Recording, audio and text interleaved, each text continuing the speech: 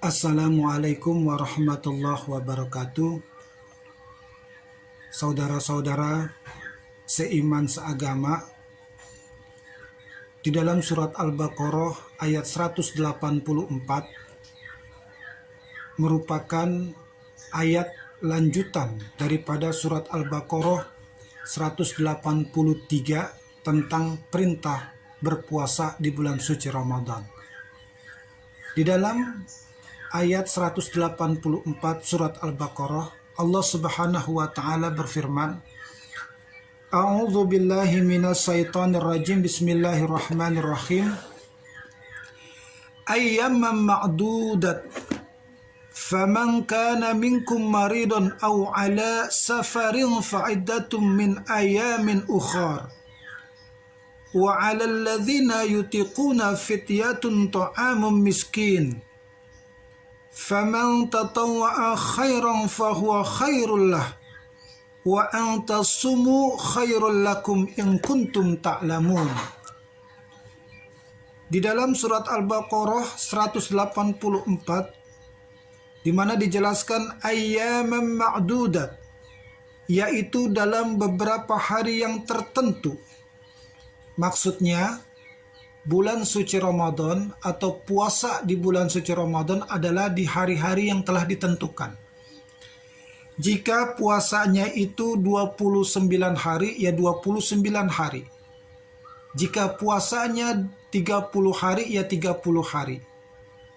Jikalau memang ru'yatul hilal, di akhir bulan Ramadan, bulan sudah nampak terlihat jelas sesuai dengan ukuran yang telah ditentukan oleh pemerintah, maka sudah dipastikan esok harinya hari raya Idul Fitri, maka puasa sebanyak 29 hari.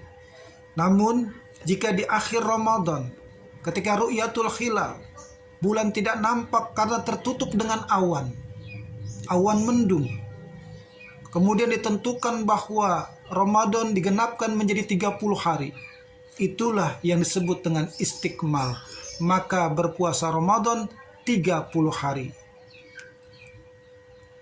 Kemudian faman kana minkum maridun aw ala safarin fa'iddatun min ayamin ukhar.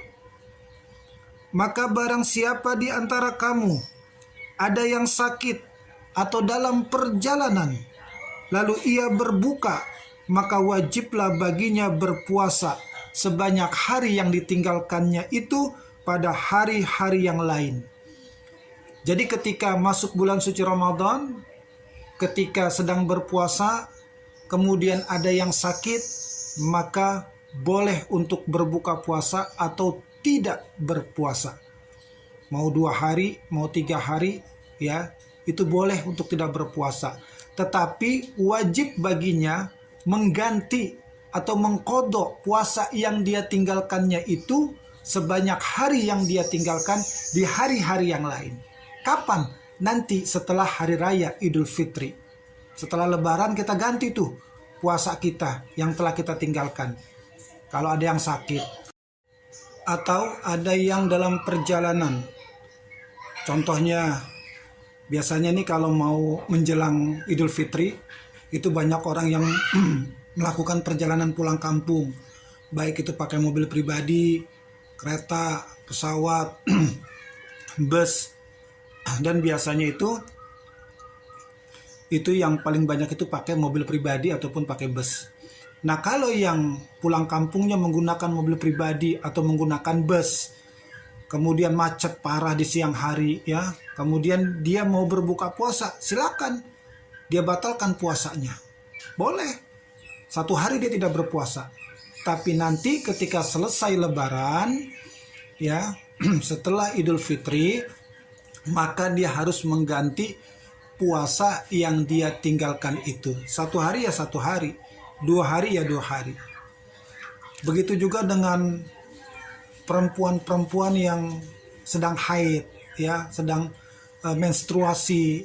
Ketika dia sedang berpuasa, tiba-tiba keluar menstruasinya, maka dia harus batalkan puasanya itu. Kemudian nanti setelah lebaran, dia harus mengganti puasa yang dia tinggalkannya itu. Waktu itu jika dia 14 hari atau 7 hari menstruasi tidak berpuasa, maka dia wajib mengqadha, membayar, mengganti puasanya yang dia tinggalkannya itu selama 7 hari ataupun 14 hari yang dia tinggalkan. Nanti setelah Lebaran. Tetapi banyak sekali, mungkin banyak sekali perempuan-perempuan yang lupa atau ada juga yang mungkin menyengaja tidak mengganti puasanya. Ini sangat disayangkan ya. Ketika mau puasa di tahun yang akan datang lagi, udah mau ketemu puasa lagi, dia lupa untuk mengganti puasa yang kemarin dia tidak kerjakan.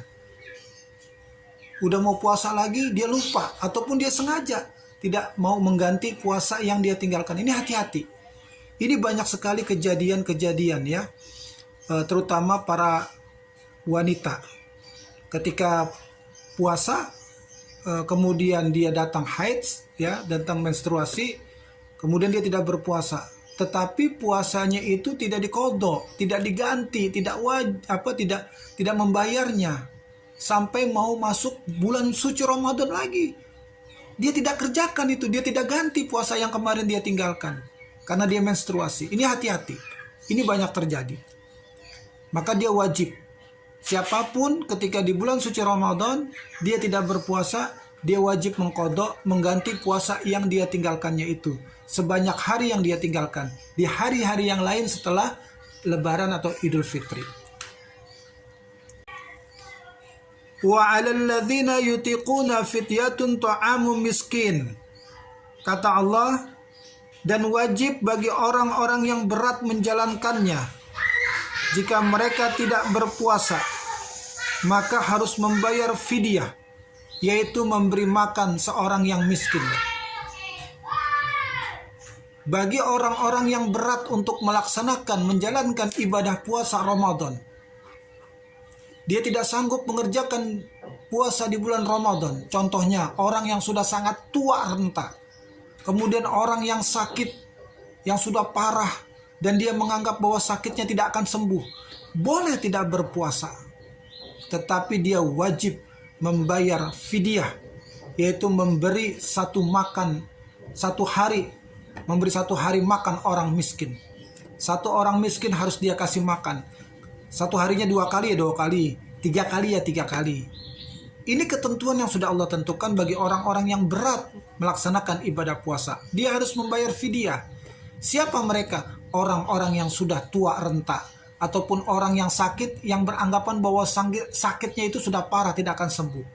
Boleh dia tidak berpuasa, tapi wajib membayar fidyah, yaitu memberi makan satu orang miskin dalam satu hari. Selama 30 hari ya 30 hari. Selama 29 hari ya 29 hari. Dia harus memberi makan orang miskin. Satu harinya 2 kali ya 2 kali. 3 kali ya 3 kali. Gitu. Lalu bagaimana dengan orang-orang yang sedang ibu menyusui, ibu hamil, ya ibu mengandung ya, atau perempuan atau seorang ibu yang nifas ya, habis melahirkan? Boleh. Ibu mengandung, ibu menyusui ya, ibu sedang nifas habis melahirkan, boleh untuk tidak berpuasa. Boleh tidak berpuasa, tetapi wajib mengqadha dan membayar fidyah. Gitu. Jadi ada ketentuannya, gitu ya. Ibu menyusui, kemudian ibu hamil, kemudian ibu yang habis melahirkan nifas, boleh tidak berpuasa. Tapi selain dia mengqadha,